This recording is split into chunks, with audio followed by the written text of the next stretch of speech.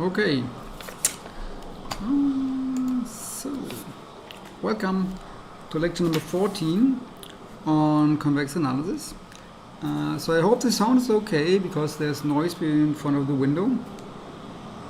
Yeah, maybe it's disturbance. Maybe I'm going to close it.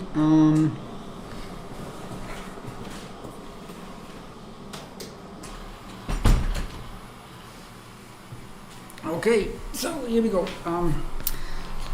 So last time we introduced the convex conjugate. So the convex conjugate of a function, just to recall it, is defined as the supremum over p times x minus f of x taking the supremum over x. Yeah, and so what is probably the most remarkable result is that you know that if you do that twice, you get your function back if and only if f is proper, convex, and lower semi-continuous. I think the proper needs to be a general assumption. If f is proper, then it holds that the biconjugate is the function back as the function itself if f is convex and lower semi-continuous. And also it holds that the conjugate is also always convex and lower semi-continuous. Okay, so this is the Fenchel-Moreau theorem. So for today's lecture, we do a little bit of conjugation calculus. So it's a new operation on functions, on convex functions. So let's see how it behaves under simple operations. So first observation is that there's only one function which is itself conjugate. So if f of goes from Rd to R and is proper, then we have that f is its own conjugate if and only if there's only one possibility, f of x is 1 over 2 norms squared. That's the only possibility. Okay, so calculating that the conjugate of this function is the function itself is pretty straightforward. So you know this is this is how it looks like. So and then one calculus rule which we didn't show you, but it's actually very simple, is if you have a function which is defined as sum of individual functions of the coordinates, you can just conjugate each individual coordinate function by itself and sum them up, and you will get the conjugate of that. So this direction here is a straightforward calculation, just do it. Or yeah, just do it. And for this direction, it's also not that hard. So let f be its own conjugate. Maybe like that. Then we have that f of x plus f of p is larger or equal to xp. This is the Fenchel inequality, where we already used that f is equal to its conjugate. So plugging in x equals p gives that f of x is larger or equal to 1 over 2 x norm squared. So this on the left hand side is just 2 times f of x, we divide by 2 and end up here. So we denote this by h of x for a second, but we also know that f star of x is so if f is larger than h, then f star is smaller than h star of x. But this is the same as f of x by assumption. But this here is we already know that h is self-conjugate, it's the conjugate itself.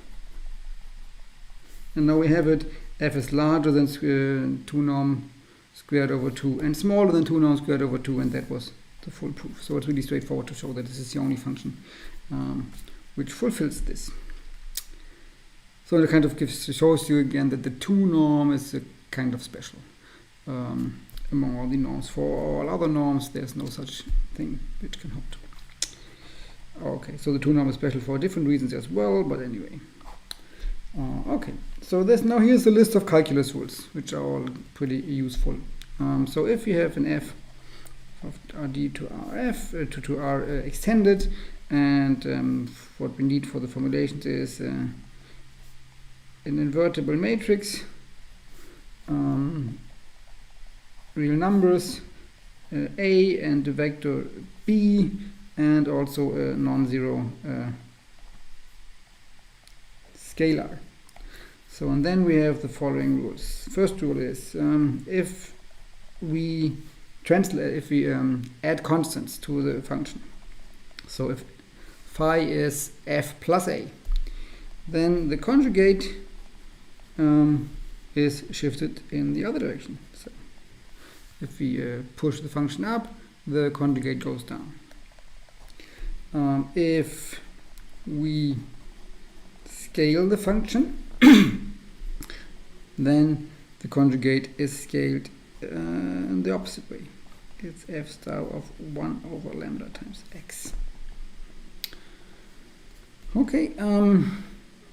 Third rule: if so, this we dilate. This would be rather called dilation than scaling. The next one here, this would be scaling. So we multiply just from the outside.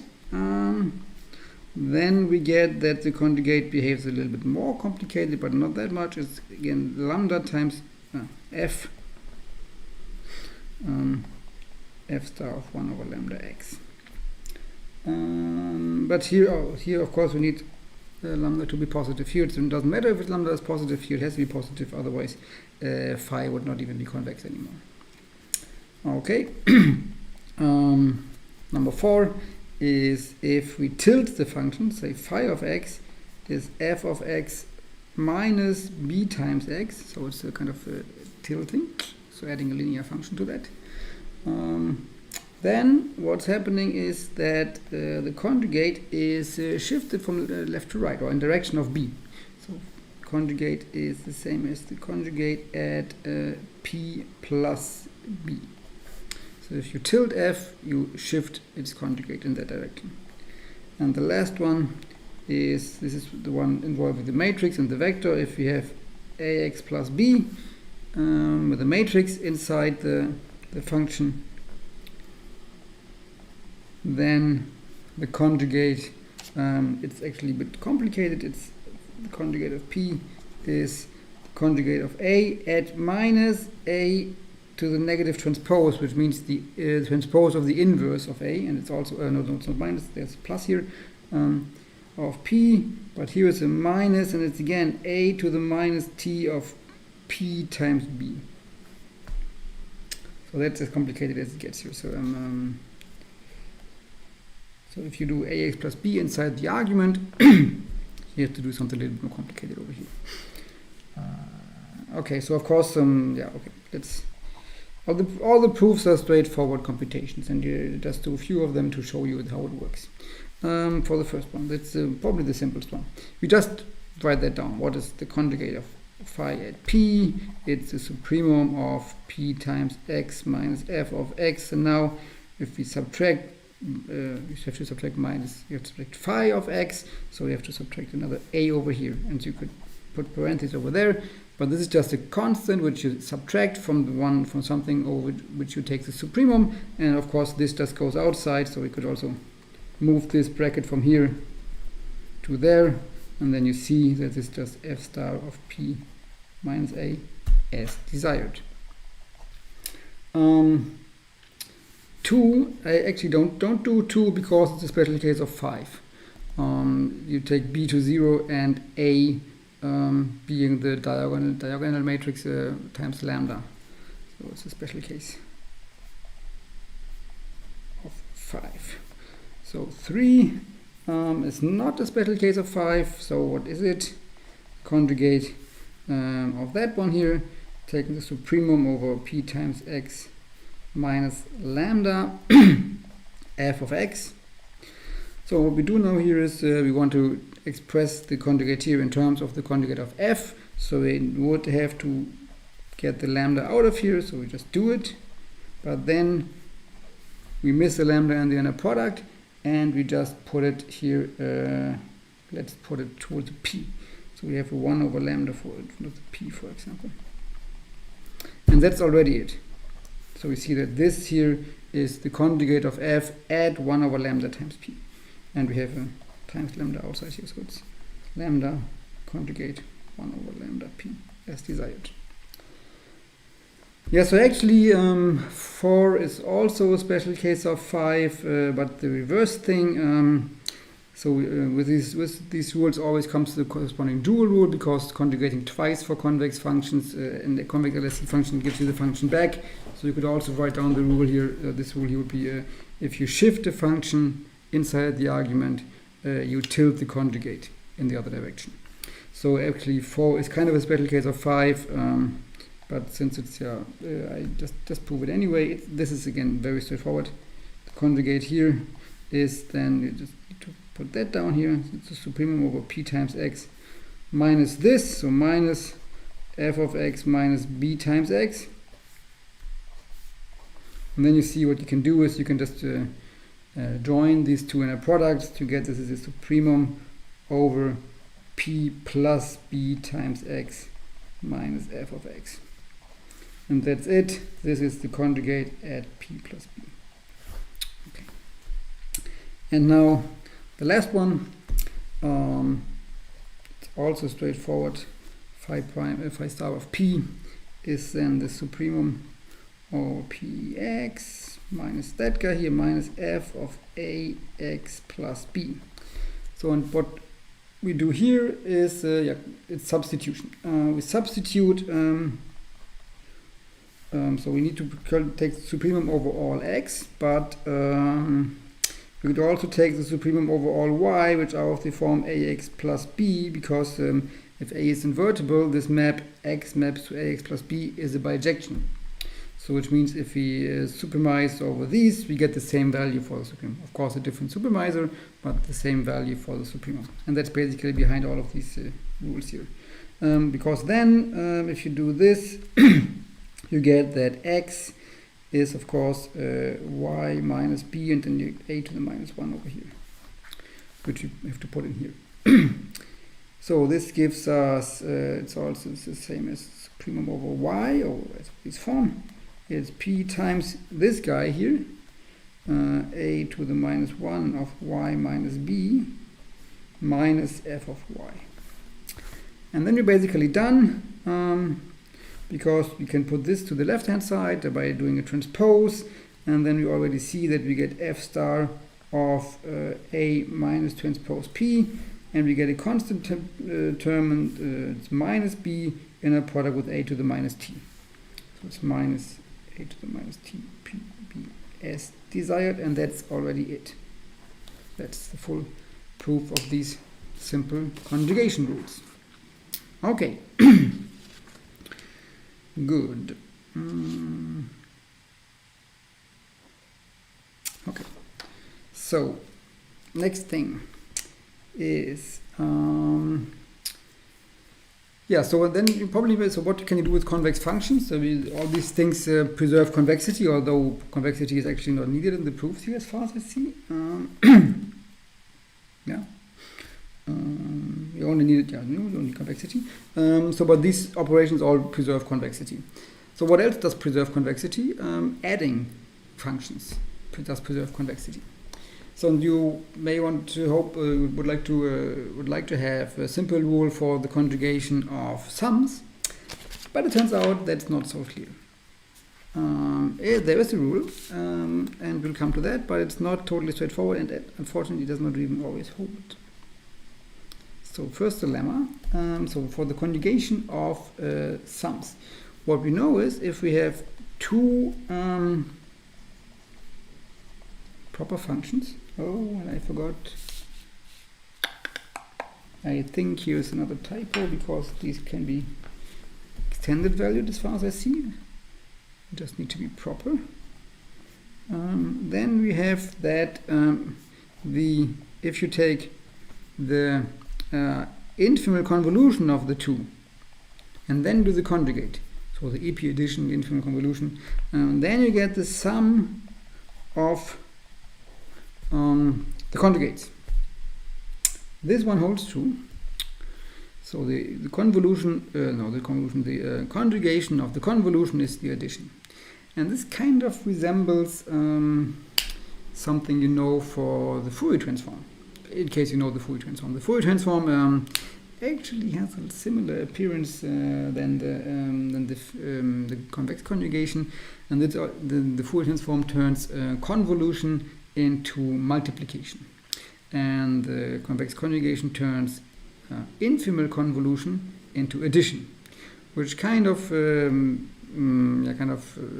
sounds reasonable in view of the fact that the infinite convolution is kind of the standard convolution in the min plus algebra. But anyways, okay, let's just do the proof. So the proof is just, so we just can argue from left to right. We take, just write that down, what that is, and write it as the supremum of, as always, p times x times p, doesn't matter, minus the infinite convolution. And I write that out. The infinite convolution was infimum over all decompositions. x1 plus x2 is equal to x, f1 of x1 plus f2 of x2. That's how it looks. So what we do now is we move the minus sign inside the infimum. This will make the infimum to be turned into a supremum. And then we can put the supremum, because it's over x1 and x2, in front of that one here. And then we can even exchange suprema. So because different supremas commute, taking the suprema over the one and then the other variable doesn't make a difference, gives the same thing. So three things going to happen. The minus sign moves in, infimum turns into a supremum, and the supremum moves to the outside, as outside as possible. So this is the supremum over x1 plus x2 equals x, and then we have here the supremum over x. Yeah, actually we don't need that anymore, right? If we have the two suprema over x1 plus x2 equals x, then it kind of fixes what x has to be. So we don't need that suprema over x anymore. We can just use the equality here, using that this one is that x times p is then x1 times p plus x2 times p. So this guy turns into these two. And again we have minus f1 of x1 minus f2 of x2. And then once we do this, there's no x anymore, because we know x is actually decomposed into x1 and x2. So this turns into the supremum over x1 and x2. Okay, so a lot of things happen at the same time, but okay, I hope that was clear. Yeah, so if you consider these conditions at the same time, it's actually, you actually see that you can replace x as x1 plus x2, and then supremize over x1 and x2 independently. And that's what's left here. You can just join these two guys here and take the supremum over x1. This will gives you f star of not f star. Yeah, right. It gives you f star of p, and these two guys here, taking the infimum over x2, gives you f star f2 star of p, and this has been as f1 star. And of course they are added, and that's what we wanted to show. So this one is really straightforward, because infinite convolution decomposes like that. Okay, now the question is, does the kind of the reverse also hold? And the reverse would be f1 plus f2, the conjugate of the sum, is equal to the infimal convolution of the conjugates. This is kind of the dual thing here, right? And unfortunately not. It's not that simple. So here's an example that it does not always hold. So here it goes. We do a two-dimensional. Actually, I'm not really sure. It may, I don't know. If there could be one-dimensional example. Here's a two-dimensional one. We take two functions defined on R2. F of x shall be infinity or minus the square root of x1 times x2. And this should be the case if x1 and x2 are positive, so non-negative is enough, and this should be anywhere else. And for g of x, we take just the indicator function of the set where x1 is equal to 0. So this is going to work. Okay, so let's check how these things look. So for the f, we have here x1, x2, and it's infinity down here. Or maybe do this. Here it's infinity, and here, including the axis, it's finite, and it kind of hits the axis here with infinite slope always, because of the square root over there. And the g is like, this is x1 and x2, and this is just 0 along this axis x1 equals 0. So there's 0, and otherwise it's infinity and infinity over there. So then it's simple to check what the sum is. So f plus g. Yeah, so it's of course infinity over there and over there.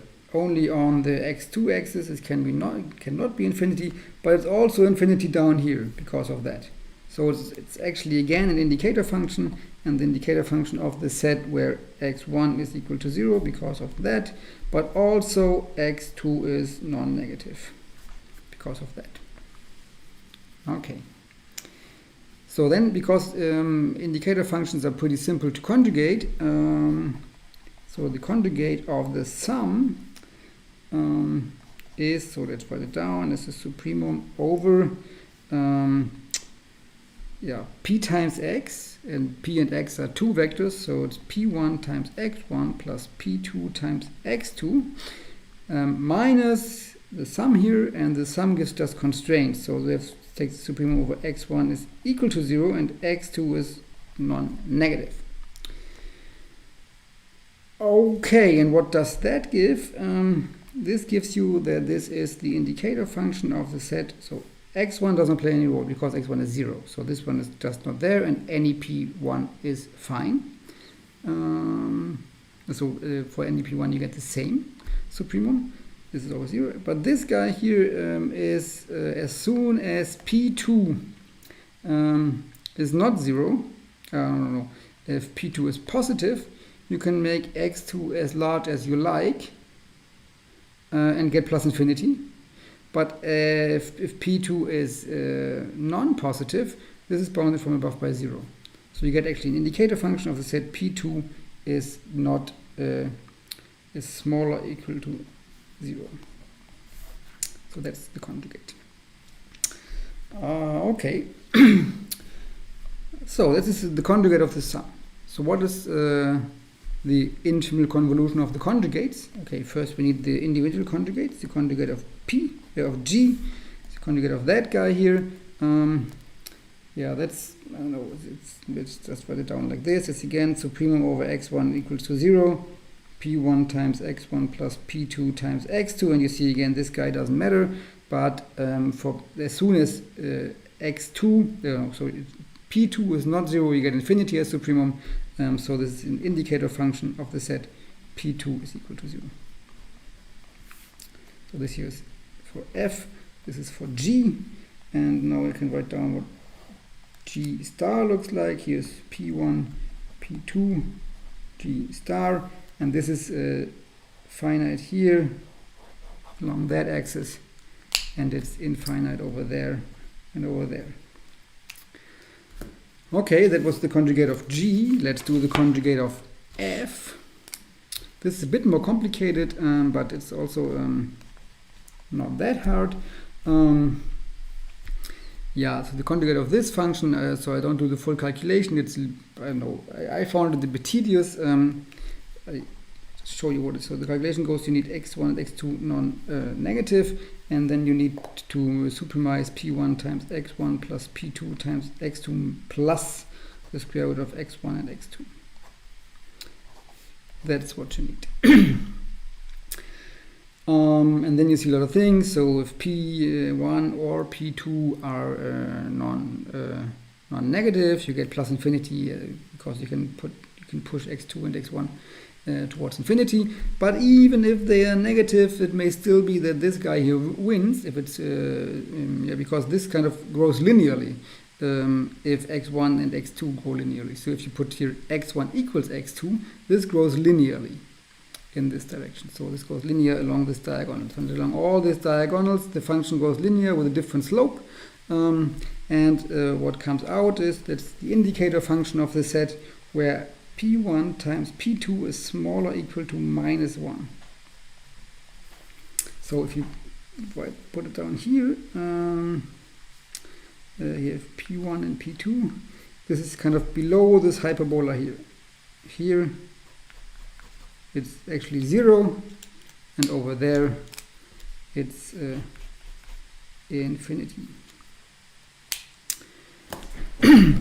Yeah, and the reason is that this function here, this negative square root kind of grows but kind of falls linearly in this direction. And along ways like this, it's a linear function. Okay, so and then what is now the infinite convolution of f star and g star?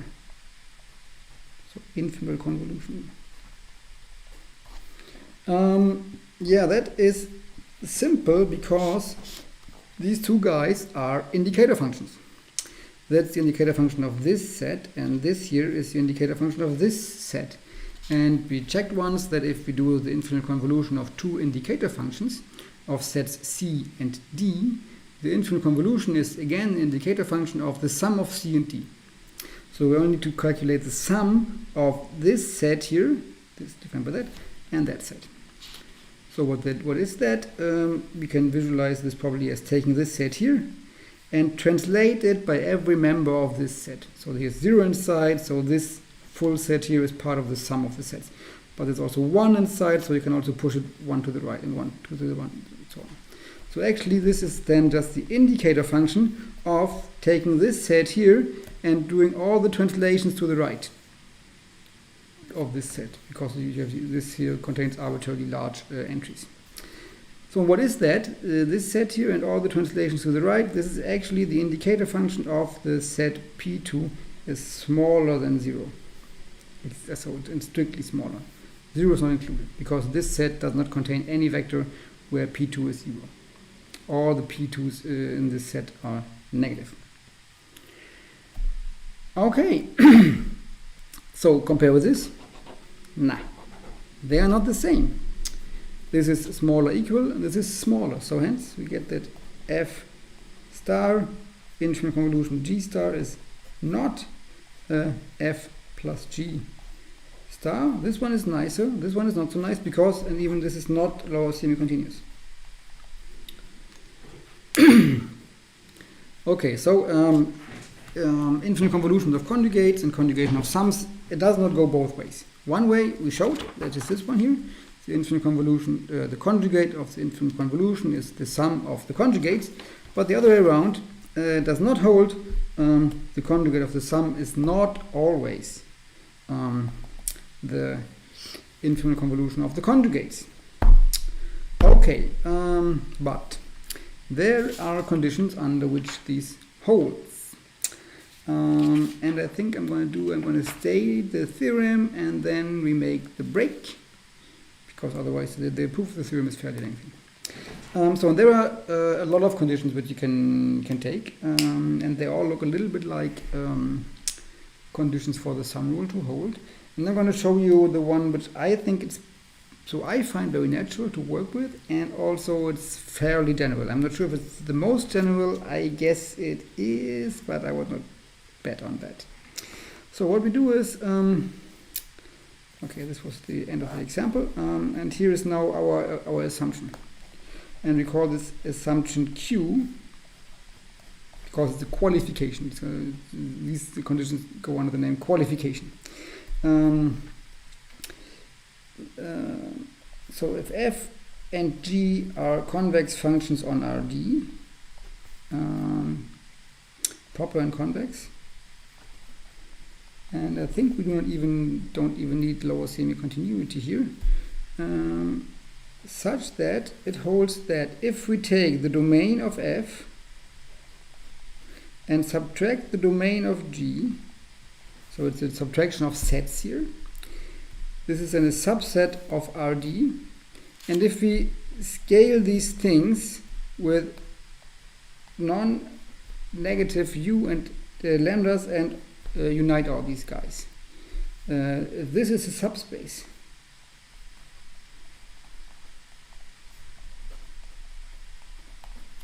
This is our assumption.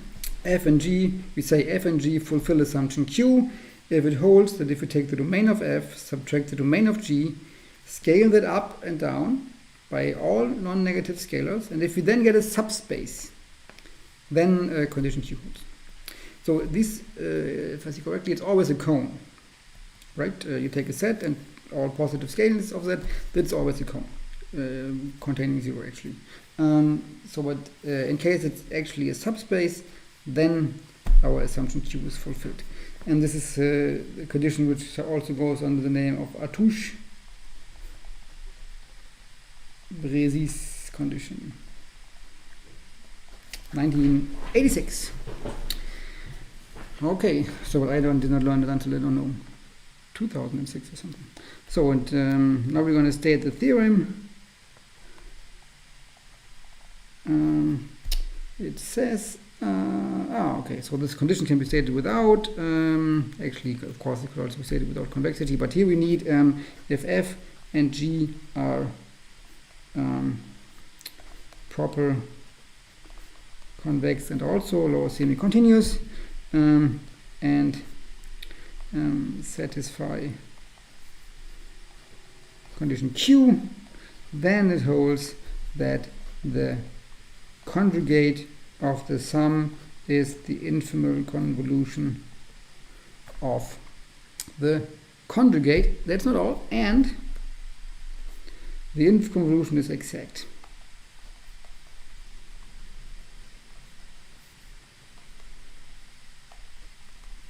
That's also nice. It, we will be very happy that this is fulfilled in the future. This will be very helpful for us. Okay, we're going to prove this. It's a 2-page proof actually. 2 pages. But we'll do so after the break. So see you in 2 minutes.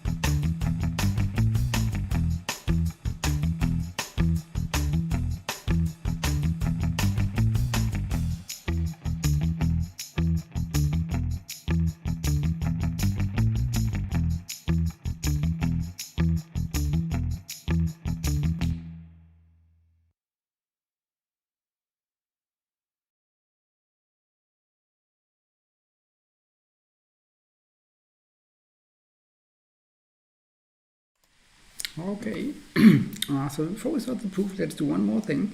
The proof actually says that this holds if Q is fulfilled, but we just had a counterexample where this does not hold. So this means that Q can't be fulfilled. And let's just check this, and also it helps to understand what this condition actually says. So here I have the domains of f and g. So the domain of f is this here, and the domain of g is this line. So to take here is the domain of f minus the domain of g. So what does it mean? This set here consists of elements of this minus elements of this, but because this is symmetric around the origin, it's the same of plus as plus. So what we need to do is translate these set here by all elements in this set, so which means translate it vertically all, and sum this all up, and then also scale. So first, what we let's do it here. What we get in our example is domain of f minus domain of g actually looks like this. It's the full half space. So that's already this here. It's already a cone. It's a cone of vectors where x1 is non-negative and x2 is arbitrary. If we now do scale by positive, so non-negative lambda, it doesn't change because it's already the cone. If you take the union of all these, it's again the same. So there's also, in this case, it's also this full union.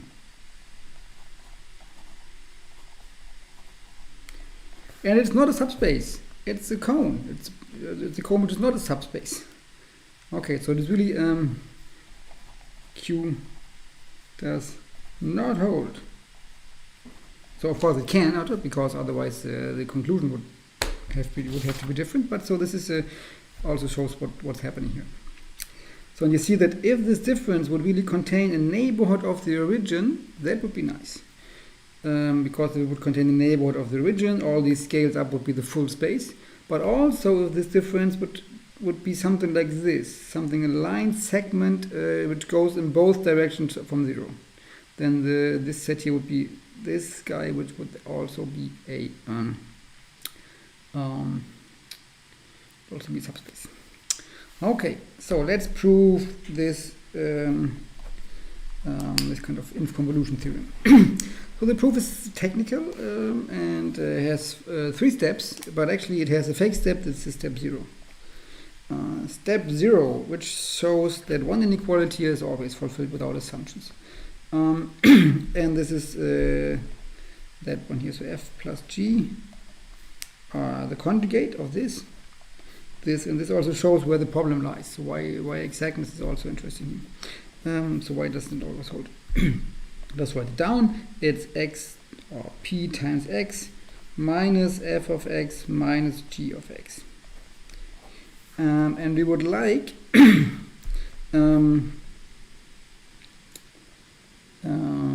what we always can do is we can always if we can decompose p into p1 and p2, then we can write this here as supreme over x, p1 times x minus f of x plus p2 times x minus g of x. So nothing really happened. But then you see that the supremum is subadditive, which means so we take supremum over the sum of this term and that term, and if we do not take supremum over the sum, but the sum of the suprema, things get larger. That's how it is. So this is larger, smaller, equal than the supremum over x of p1 times x minus f of x plus the supremum over x of p2 times x minus g of x. And the first one is then f star of p1, and the second one is g star of p2. And this holds for all decompositions, but it's larger. And so the question is, do we have a case where we have equality here? So what we can now do now is taking the infimum over the right hand side. We see that f plus g star of p is small or equal. Here we take the infimum over all such decompositions, and then we get here f star of P1 plus G star of P2, and this is the infinite convolution of the conjugates. So this direction always holds. So we always have that the left hand side is more equal than the right hand side. And the question now is, do we lose something here? Or otherwise, put differently, is there a decomposition which has equality here? Can we find such a decomposition? And this is a problem we always had for the subgradient sum, for example. We needed to decompose the subgradient into two subgradients that work, and it's not clear how to do such thing. And it will take us some time to do so. Okay. So first step. So we assume here, because this is a little bit simpler, assumption Q prime, which says that this union here over non-negative lambda is the full space. Not only a subspace, but the full space.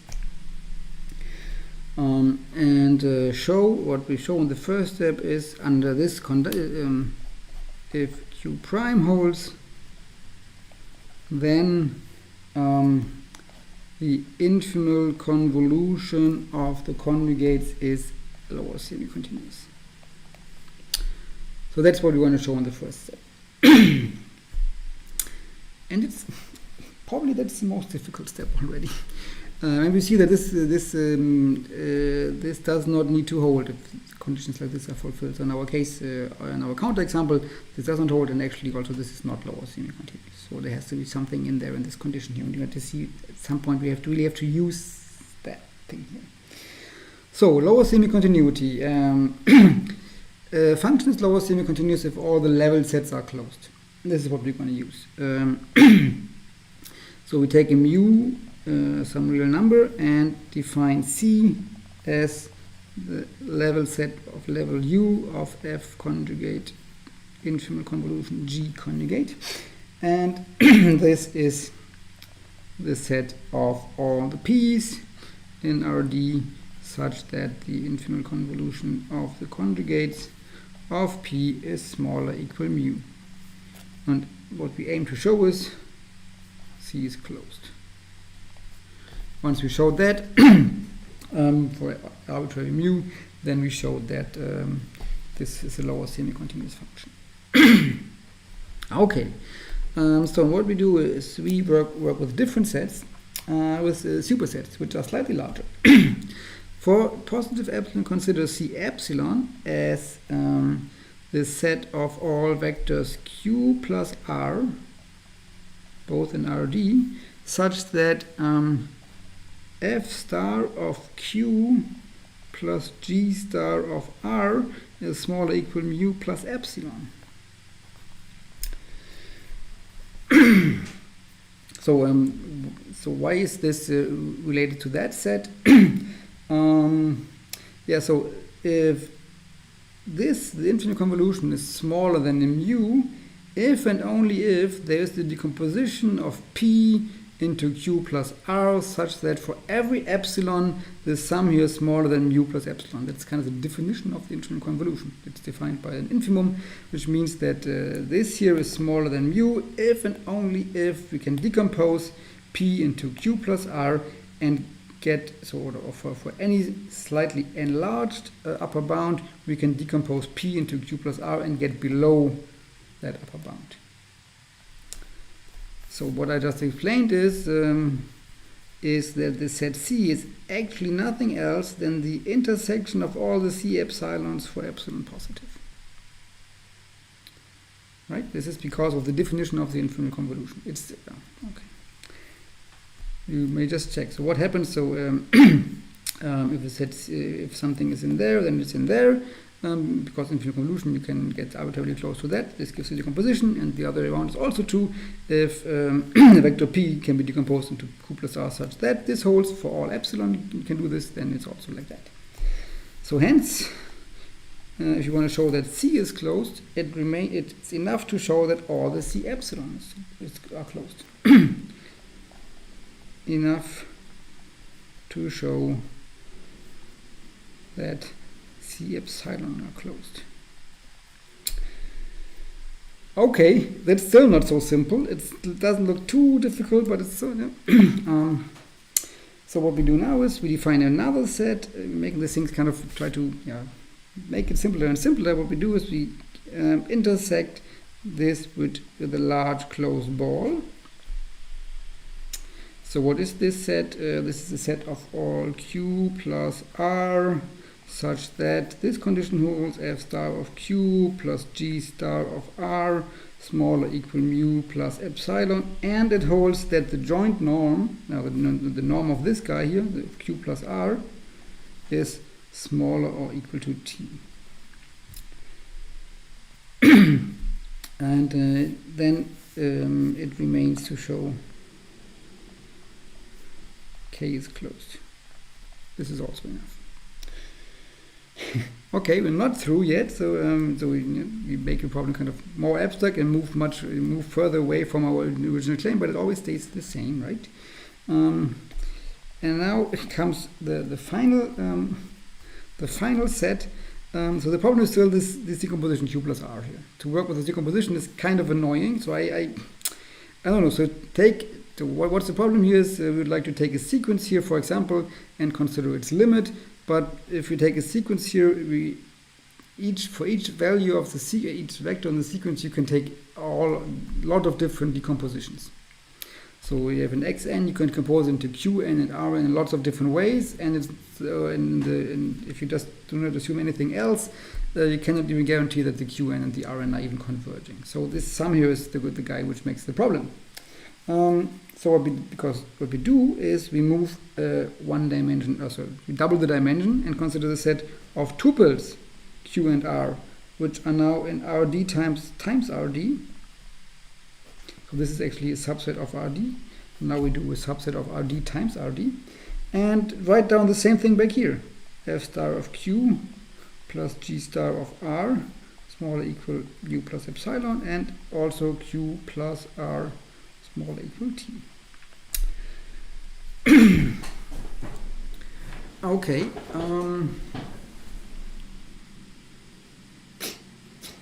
So and for this is obvious that it's closed. H closed. Why? Yeah, because now the function f star and g star, they are lower semi-continuous, and because of that the function f star of q plus g star of r is also lower semi-continuous, and this means that this is closed. Intersecting this with this condition is again closed, since f star and g star is lower semi-continuous.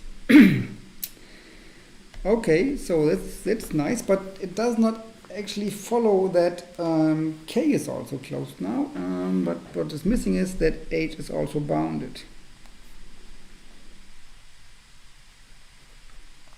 And this is not so clear, right? Of course, you have a bound on the norm of Q plus R, but it still means that Q could go to infinity into this direction, and R could go to infinity in the other direction, the opposite one, and then these would stay bounded. But what happens to these guys here? The F star and G star. Okay, that's now where our condition comes into play. So we didn't even use anything of the like of this here. So we're going to need this to show that this H here is a bounded set.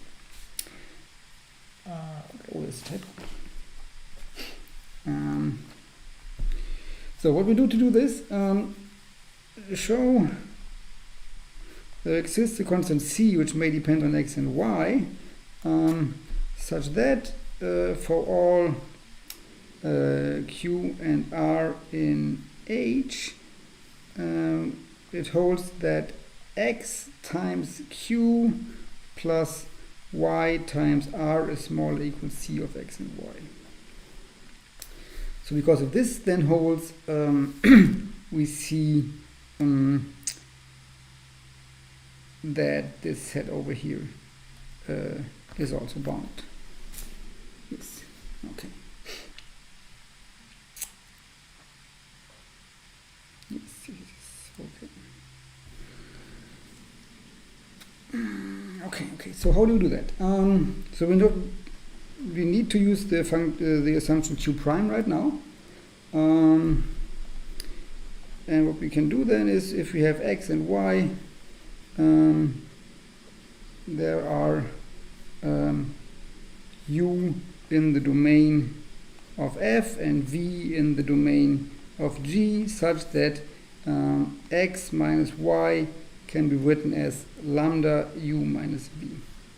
That's actually the condition here, right? If you have two arbitrary vectors, then the difference is basically an arbitrary vector in Rd.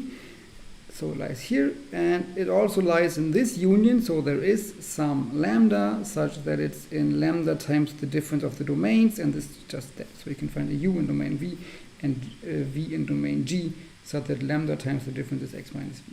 This is where we use q prime. Of course, and lambda, no, negative. So, okay, what does that help?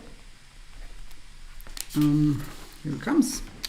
So we want to bound this guy x times q plus y times r from above, and now I just write down what comes out. So we kind of try to use this here, but it's not so straightforward. We want to eliminate x and y as much as possible, and we can get to the point where we can write it as lambda times u times q plus lambda times v times r plus y minus lambda v times q plus r.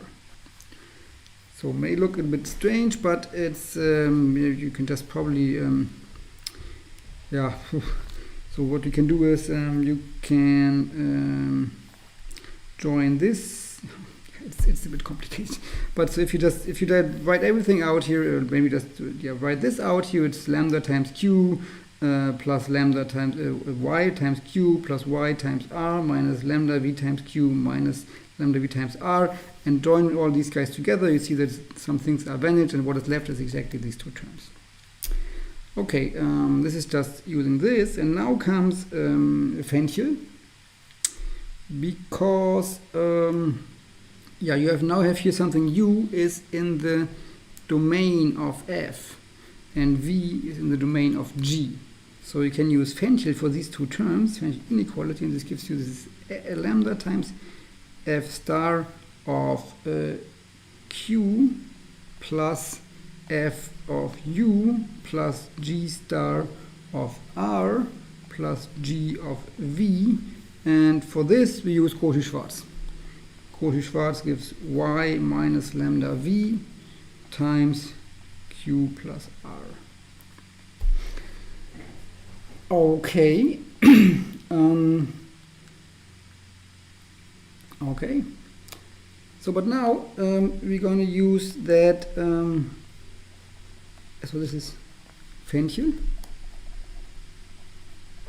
and now we use that xy is in h. So h is, the definition is already up here. We know that that f star of q plus g star of r is bounded by mu plus epsilon. So it's lambda times mu plus epsilon, and then we still have f of u, and we have g of v. Okay, and what else do we have? We have that this guy here, q plus r, is smaller than t. So it's plus y minus lambda v times t. So, and why is this useful at all? So it's useful because now here on the right hand side, q and r are gone. Nothing on the right hand side depends on q and r anymore, right? It depends on x and y. Why? Because on x and it depends on x and y in a lot of ways. Mostly because lambda, u, and v all depend on x and y. But nothing on the right hand side. Oh, there's a parenthesis missing. Does depend on q or r. So we can define this as a constant c of x and y because it's independent of q and r. So from that we get that h is bounded. Hence, we've already seen it's closed, hence compact. It's compact. And finally, we can see that K, well, it's all quite some time ago. So K was the set which we could not, K is a set which we could not really analyze that easy because we had that, this Q plus R structure here, and H was easier. Now we see that H is compact, but K is kind of the image of H under the linear map A of Q and R maps to is equal to Q plus R, and this is a continuous linear map from RD times RD to RD, and the continuous images of compact set is compact. So hence we need this boundedness, right? So the continuous image of closed set is not necessarily closed.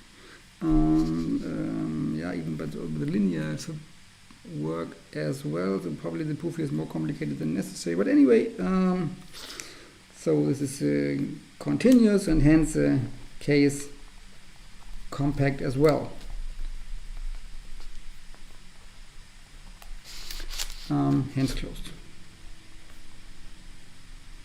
And then it goes all the way back.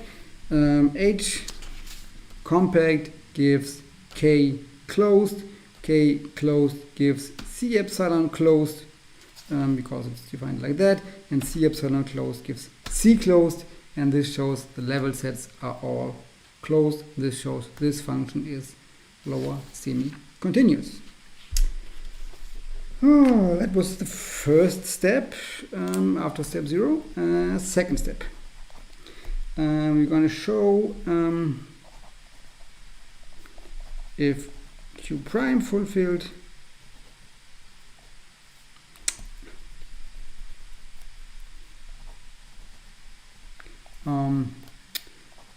then F plus G conjugate is infinite convolution of the conjugates and exactness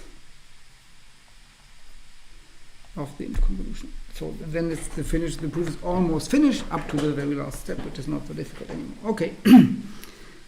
So what we already have, we have our lemma 14.3, which was that F plus G conjugated is F conjugated in convolution. Sorry. Wrong row. We have that F conjugated infinite convolution G conjugated. If we conjugate that, this is the sum of the conjugate of the two. So it's F twice conjugated plus G twice conjugated. So this is what we already know. And because F and G are convex and lower semi-continuous, this is F plus G. This is Fenchel-Moreau.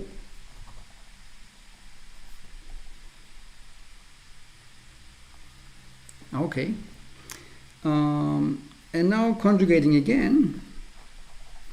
So if you have two functions which are the same, then the conjugates are the same. So this gives us F plus G conjugated twice is equal to F conjugated infinite convolution G conjugated, and here also conjugated once. So there's just one, we conjugate this once, but here we get this conjugation twice.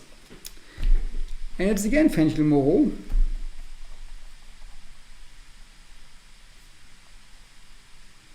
Shows that if so, its infinite convolutions are convex. This is convex. That's always clear because it's EP addition.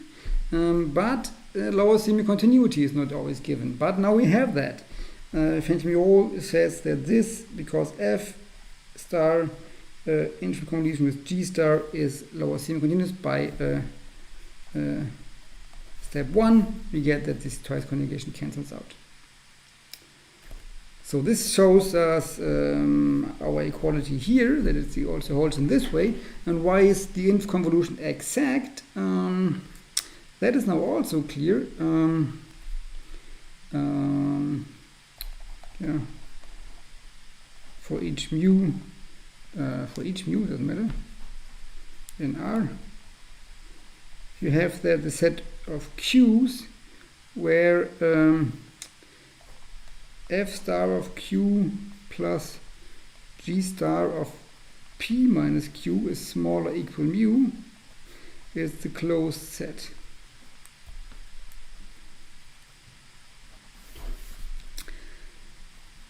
Yeah, because of lower semi-continuity of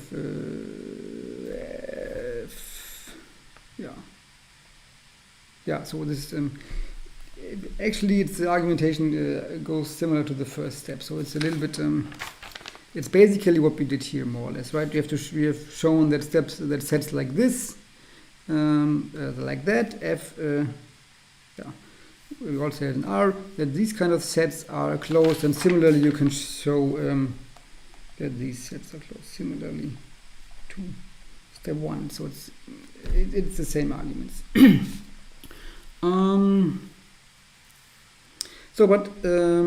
This is kind of for a fixed or for a given P.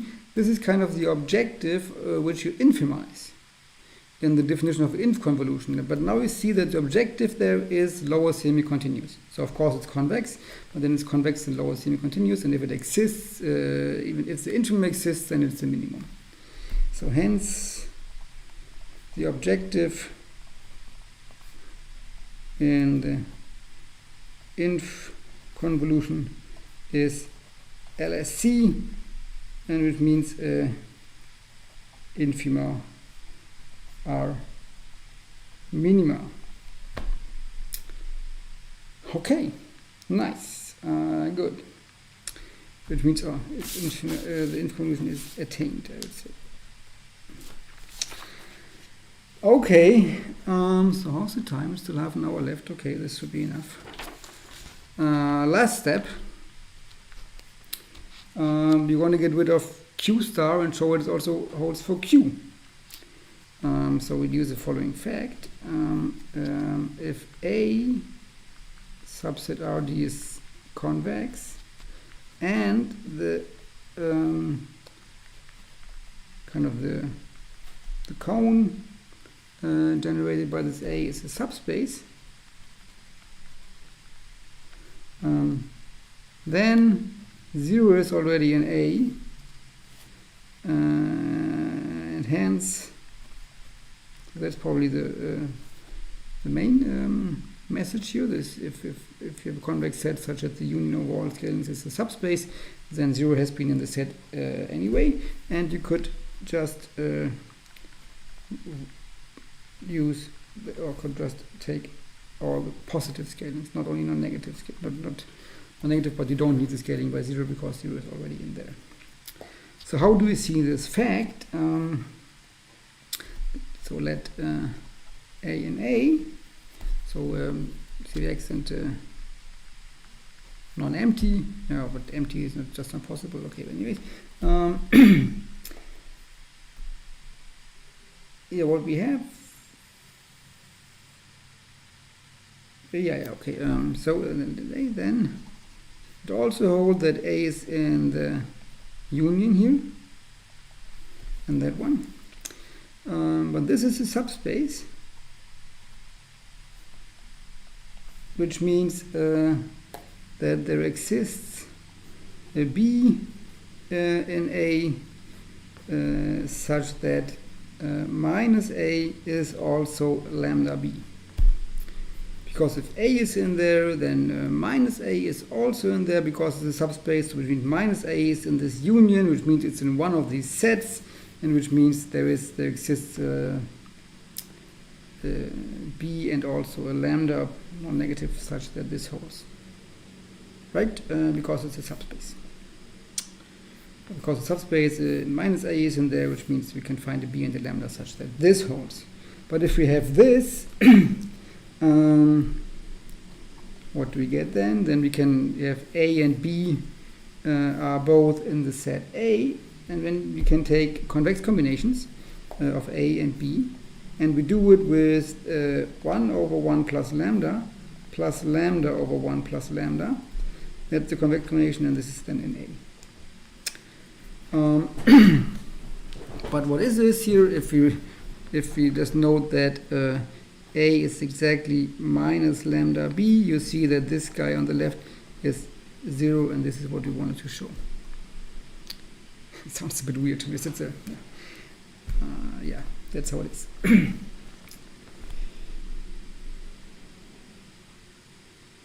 Okay, so how do you use this?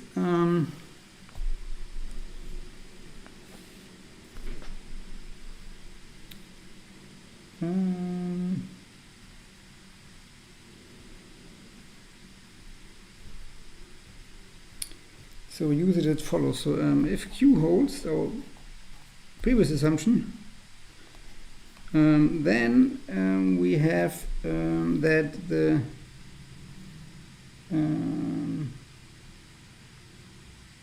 of course, we know that the domain of F in the intersection with the domain of G is not empty, and that it even contains 0.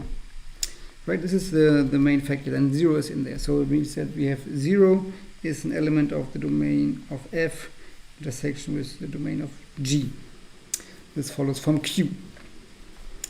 Okay, but we also know our Q also gives us that this guy here, lambda times domain of F minus domain of G, is a subspace.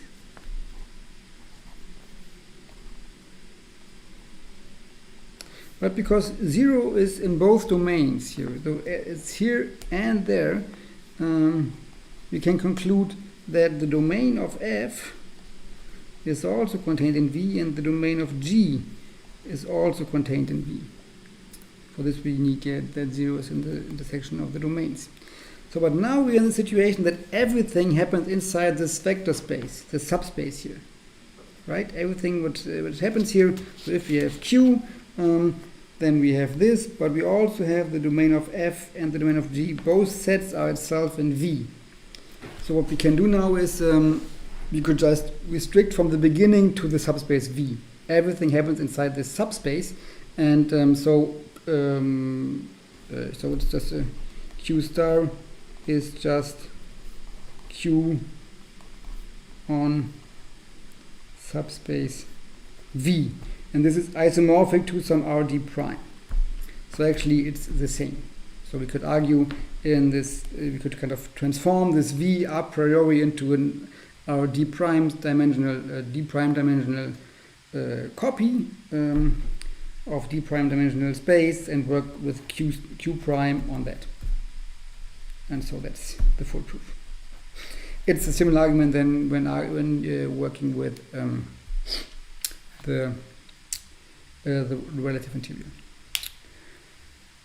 Okay, so that was the full proof of the Artus-Précis infinite convolution theorem, and this is actually very nice to have because it also it implies a lot of things. So it sounds a bit maybe not too interesting. What you have here is if this weird condition Q is fulfilled, then the infinite convolution of the conjugates is exact. So why should this be a big deal? Well, it's really helpful. We're going to use it at least twice, and the first use is here. We get an alternative proof for the subgradient sum rule under more general conditions.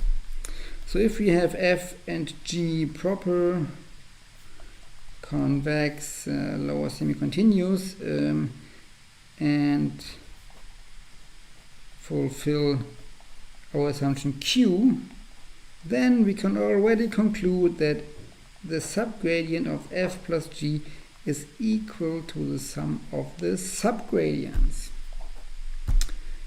So this also follows from assumption Q. So how does that work? Let's check how this works. So of course we already seen that this sum of the subgradient is contained in the subgradient of the sums. We already know that. And now the reverse is let P be inside the subgradient of the sum at some x. Okay, now and we proved that we can decompose P into two subgradients, one of F and one of G at the point x with kind of separation arguments. Now we're going to prove it with the help of duality. And the first thing is that Fenchel shows us that f plus g at x plus the conjugate of f plus g at p is equals p times x. So this is Fenchel equality. Our theorem shows us that this here is the infinite convolution of the conjugates.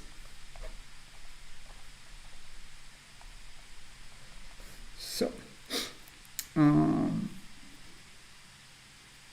but also, and infinite convolution is exact. What does that mean? And this is now the catch. This is now the big thing here. The infinite convolution is exact, which means that we can write this infinite convolution of f star and g star of p as, and I do it like it's an f star of p minus q plus g star of q.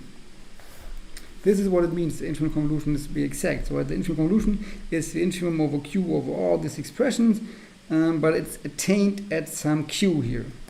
Okay, so this means, so just plugging this in here, this gives us f of x plus g of x plus f star of p minus q plus g star of q is equal to, and then you smuggle in here a q, so do minus and plus q here, it is p minus q times x plus q times x. Okay, and now we have it, because we have this plus this, and we know that this sum is always larger equal to, again by Fenchel inequality, x times this, p minus q times x. And similarly, we know for the red guys here that this is larger equal to, again by Fenchel, q times x. So but now, so this sum is larger equal to that sum, and this sum is larger equal to that sum, but we have equality. So we need to have individual equality here. We need to have that this is equal to that and this is equal to that. Right? So this because so if this would be not equal to that, it has to be larger. But if this would be larger, then this has to be small, and this doesn't work because of Fenchel inequality. So from this we can actually conclude now that f of x plus f star of p minus q is equal p minus qx, and g of x plus g star of q is equal to q times x. And so for this we needed again Fenchel inequality. So but now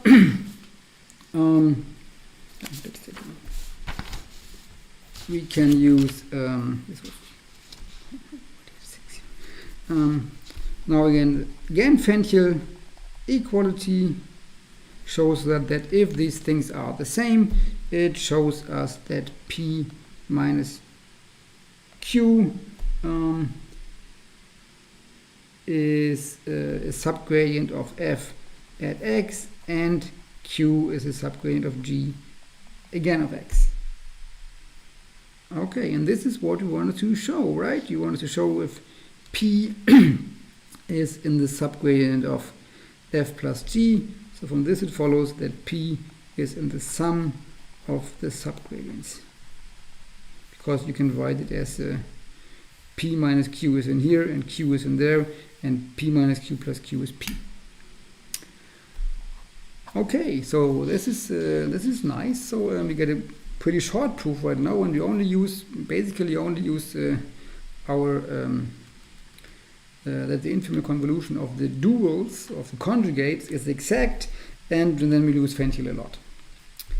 Okay, and finally we observe that this q is more general than the assumption in subgradient sum rule, which has been theorem 10.4. So what is this assumption in 10.4? It's there exists an x in the domain of f intersection with the domain of G, and f is continuous at x. So we want to show that if this is fulfilled, then this is fulfilled as well. So meaning that this is the more general condition. Okay, so okay, let's do it. So if f is continuous at x, when is the continuous function? When is the convex function continuous at some point? Well, the point x cannot be outside the domain. This doesn't work because then f is plus infinity, and this is defined as not continuous. If x would be on the boundary of the domain, so let's say f is finite over here, and x would be there, then this would mean, so if it's on the boundary, there's a neighborhood which also contains values outside, and then you could approximate x from outside of the domain converging here, but we would always have f of these x's would be plus infinity, so this is where it's finite. You have infinity, infinity, infinity, and then the limit it drops down to some finite value. So this means actually that x has to be in the interior of the domain of f. So we have to have a full neighborhood of inside the domain. So it means there exists an epsilon such that the ball of radius epsilon around x is still in the domain. Okay, but also we have that x is also in the domain of G, because it's in both domains. So and what does that say? What does it say about this difference in the Artus-Brezis theorem? What is the difference of the domain of what is domain of f minus domain of G? Of course, this gets smaller if we make both sets smaller, and we can do is we make this smaller by moving to the this ball of epsilon around, oh sorry, not around 0, around x. But here we make it drastically smaller by just subtracting the value of x here.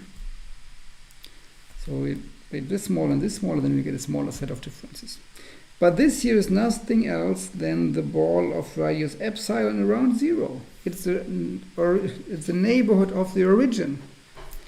And so what does that imply?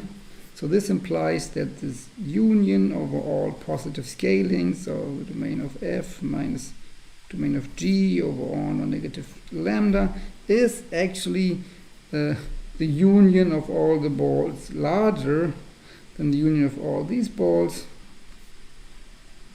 and this is a full space. So really it's really true that if our previous assumption there's an x where both are finite and one of them is continuous, this shows us that this set here, the union of the positive scalings of the difference of the domains, is the full set. It's stricter than being just a subspace. Q says we only need this as a subspace, but condition assumption in theorem 4 gives us already it's the full space. So actually we don't need that. This is too much. This is kind of needed such that we get so one point where both are finite is kind of needed because we have the chance that this difference contains 0 at all. So if this does not hold, this difference cannot even contain 0, and if it doesn't contain 0, the positive scalings will probably not also contain 0 probably. But this is too much. It's enough that there's a subspace around x such that f restricted to that subspace is continuous. Okay, so okay, then this would be a subspace as well, and that would be fine. Okay, that has been lecture 14, which means that concludes the first half of the lecture. So if you only wanted to listen to the first half of the lecture, then that would be it. I think it's a nice theoretical final for the lecture because we ended up with a kind of very powerful result, this Artus-Brezis theorem. I could illustrate it only with one example here, but anyway, and it's also practically very relevant. We're going to use this in the practical applications which are about to come when we speak a little bit more about convex optimization in the second half of the lecture. So the second half will get even more practical. Convex analysis is not only kind of nice and simple theory, but also very, very practical when it comes to solving practical optimization problems. Okay, so for any of you who's going to stay for the second half, see you at Tuesday.